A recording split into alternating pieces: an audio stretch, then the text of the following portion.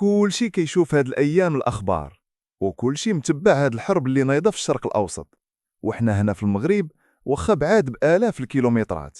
واش كيسحاب ليكم باللي حنا بعاد على هاد الصداع؟ واش بصح المازوت يقدر يوصل لثمن خيالي؟ واش هاد الحرب غادي تقضي بمرة على جيوبنا وتخلي الماكلة والخضرة تشعل فيها العافية كتر ما هي شاعلة؟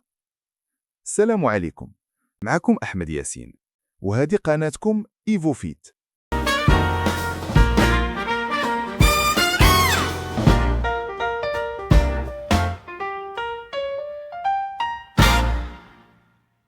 اليوم غادي نهضروا بصراحة وبلا زواق، حيت الرصاص كيطيح تما، ولكن الشظايا ديالو كتوصل نيشان لجيوبنا هنا في المغرب. حنا أصلا هاد الأيام وقبل كاع ما تنوض هاد الروينة وحنا كنعانيو مع غلاء الأسعار. الخضرة غالية، المازوت طالع، والقدرة الشرائية ديال المواطن البسيط واكلة الدق. ودابا مع هاد التوترات الطاقية كيبان باللي الاختبار الحقيقي يلاه بادي. تخيلوا معايا، دول الخليج اللي هي المصدر الأساسي للطاقة في العالم كتهدد بوقف التصدير بسبب التصعيد العسكري.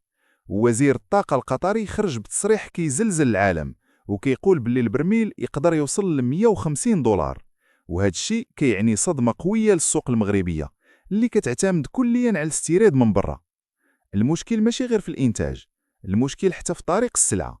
مضيق هرمز مسدود، والتوترات في البحار كتطلع ثمن التأمين والشحن للسماء، وهذا التأثير كيبان في ظرف أسبوعين فقط.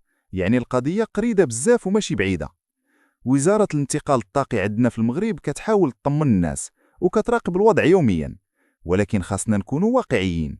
الشركات ديال المحروقات ملي كيشريو الغالي كيبيعوا الغالي، وملي كيطلع المازوت كلشي كيطلع وراه. الشاحنة اللي كتهز الخضرة من الفيرما للسوق كتخدم بالمازوت، يعني بطاطا ومطيشة والزيت كلشي غادي يتأثر بهاد الموجة. وهاد الشيء اللي كنسميوه تأثير الدومينو اللي غادي يكمل على اللي بقى في جيوبنا. هاد الحرب هي في الأصل حرب اقتصادية عالمية، وحنا كمغاربة ديما كنبينوا باللي حنا شعب صبار وذكي في التدبير. ولكن هاد المرة الوضع كيتطلب الحذر والحيطة، حيث المغرب اليوم أمام امتحان كبير. كيفاش نحميو قفة الدرويش في وسط هاد العاصفة؟ وقبل ما نسالي بغيت نسولكم واحد السؤال، وبغيتكم تجاوبوني عليه بكل صراحة، حيت بصح بغيت نعرف كيفاش كتشوفوا الأمور. دابا هاد الغلاء اللي كنشوفو، واش كيبان لكم باللي غادي يدوز بسلام وغادي نلقاو حلول بديلة، ولا بصح خايفين باللي الآتي أعظم وأن جيوبنا ما بقاتش قادرة تستحمل دقة أخرى؟ وبيني وبينكم، واش كتحسوا باللي هاد الحرب غتكون هي النقطة اللي غتفيد الكأس بخصوص ثمن المازوت والعيشة في المغرب؟ هبطوا للتعاليق وقولوا لي كاع داكشي اللي في خاطركم، راه كلشي كنقراه. تبارك الله عليكم.